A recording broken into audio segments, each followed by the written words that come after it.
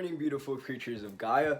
Today, I am going to do something really exciting, and that is we are going to have an adventure to the Parley Air Station. My name is Koda, and I'm an environmentalist. I'm 19 years old, and today we're gonna do some earth saving and some people educating. So, come on with me, and let me show you what a day in my life looks like.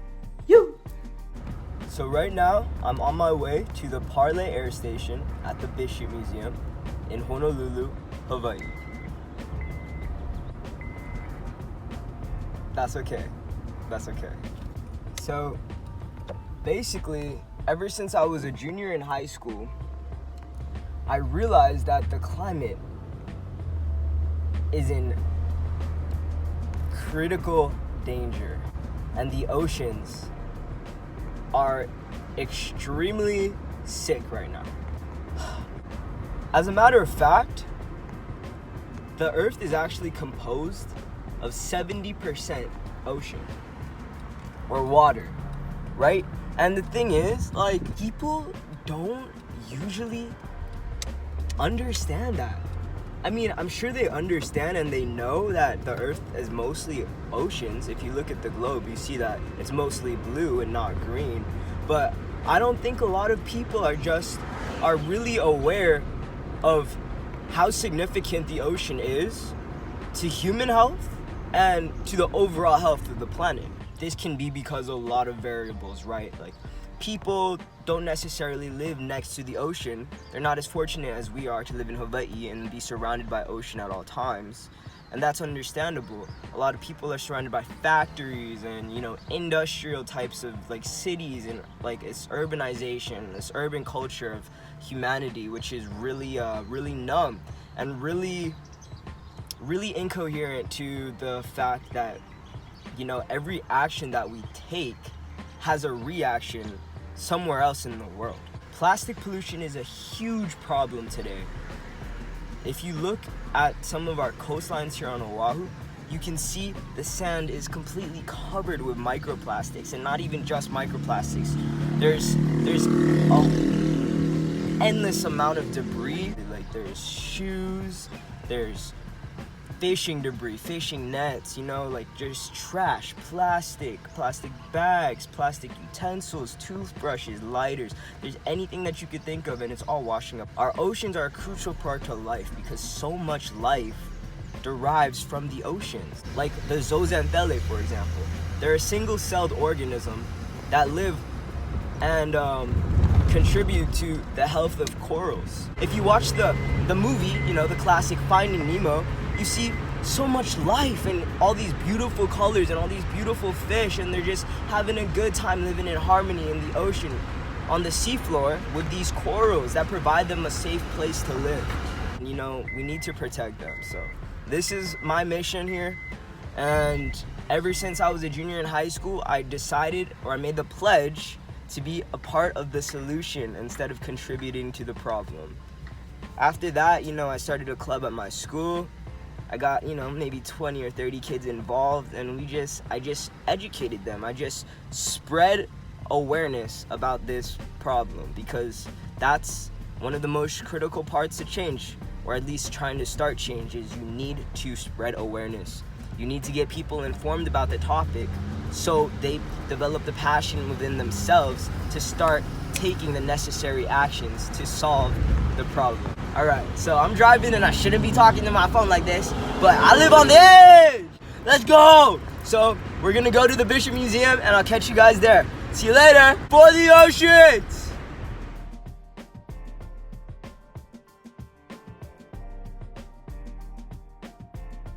Got my ukulele.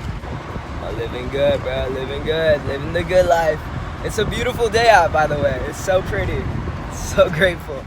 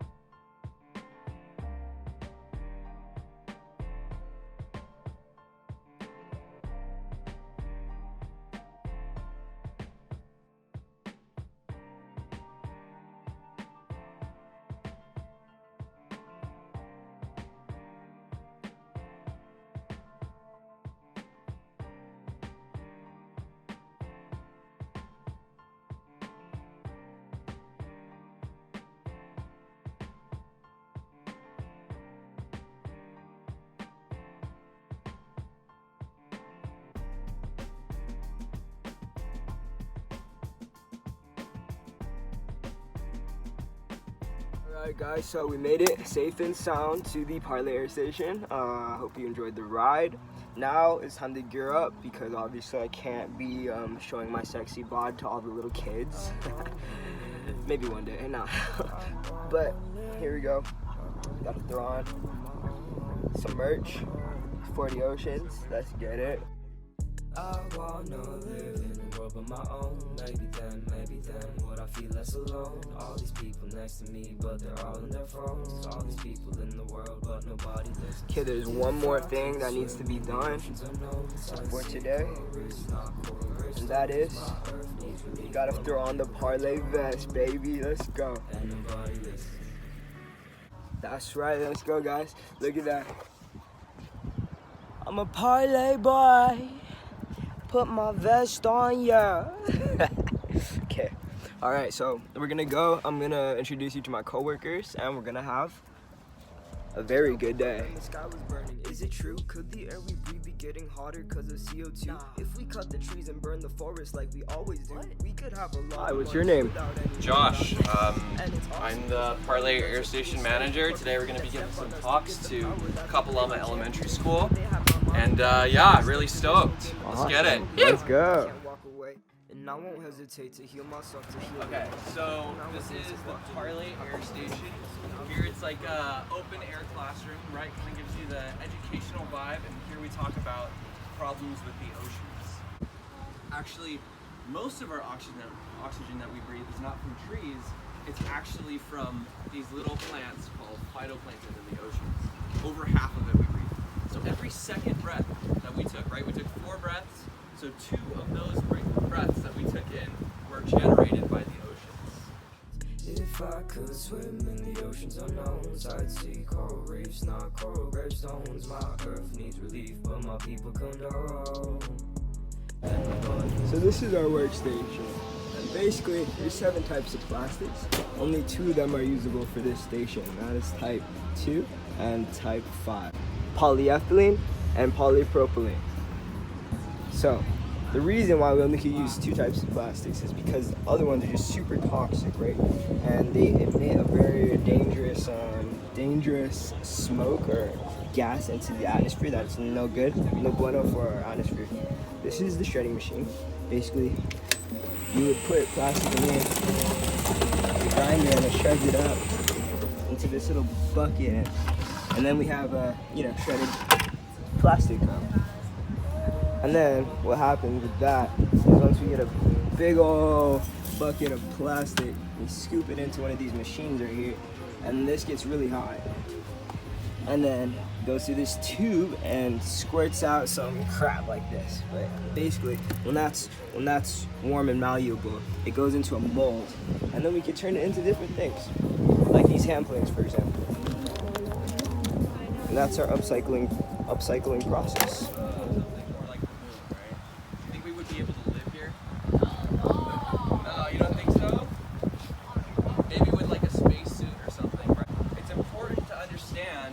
Without the oceans, there's no air, right?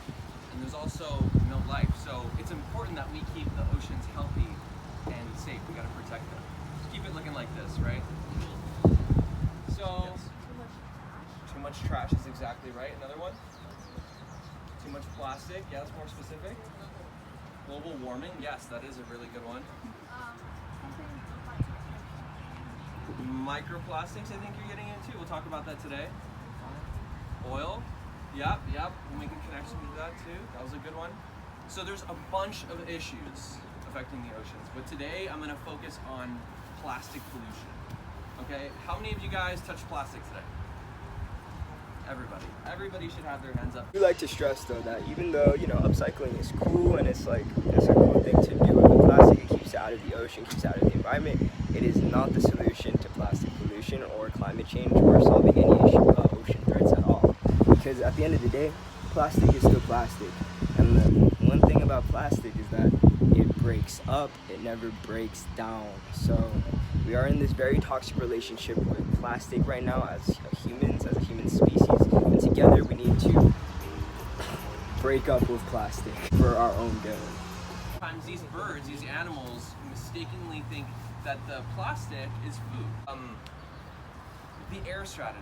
That's where we get the idea, right? Air that we breathe, we connect to the oceans. So our air strategy is an acronym for avoid, intercept, and redesign. A lot of times we'll do cleanups here in Hawaii. There's actually one coming up in a few weeks. If you guys are interested, let me know. Now, you don't want to pick up trash. A lot of times we have games there, free food, live music, right? So we try to make it more of a party, so we're not just picking up trash, right? That's pretty cool. So together we invite you guys to be a part of this group, right? We have this family, this idea of avoiding plastic, trying to save the planet. Together we can make this huge problem a lot easier, right? These are our Parley sand sifters. We collaborated with the Bank of Hawaii and they actually helped us make these bad boys. So now we have them at the station and anybody from the community can actually come and borrow one and, you know, go out into the beaches and start sifting some plastic up. Little microplastics like these are all over our beaches in Hawaii. And especially on the east side or the windward side of Oahu, there's tons of microplastics. So we can do step 2 of the air strategy, which is intercept.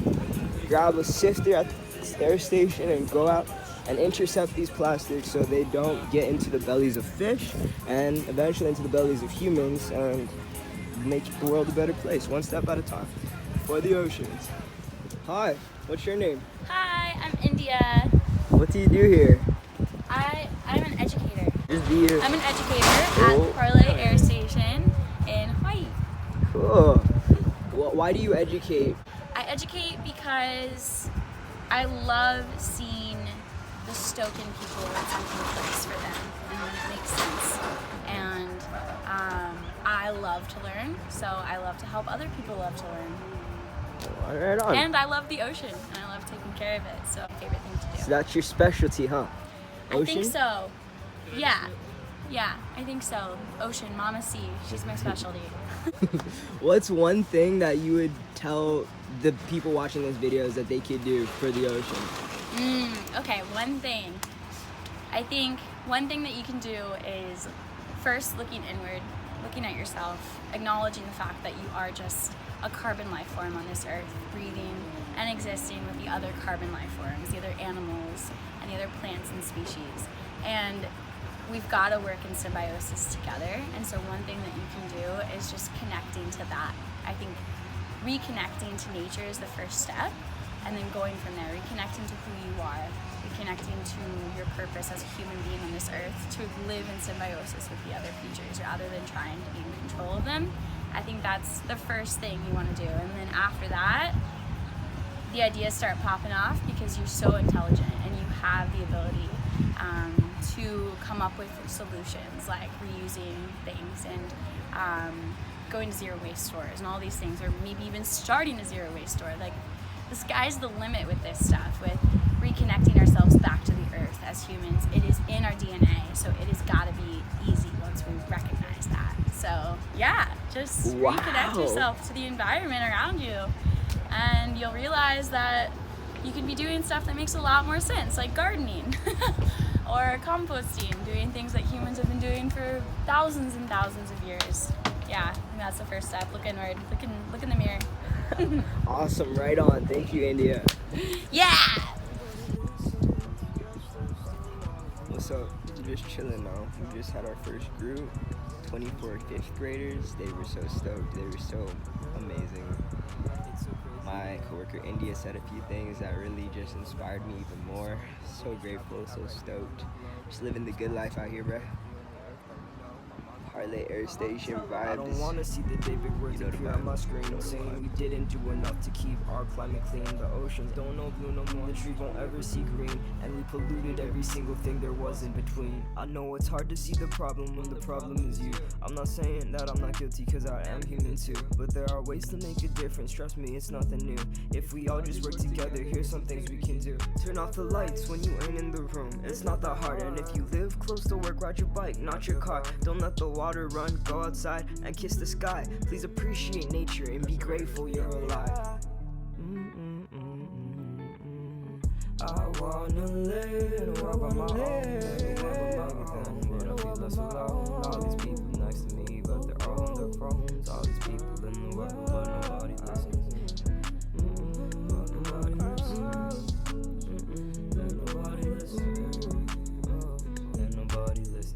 If I could swim in the oceans unknown, sightsee coral reefs, not coral gravestones. My earth needs relief, but my people can know. Please just listen.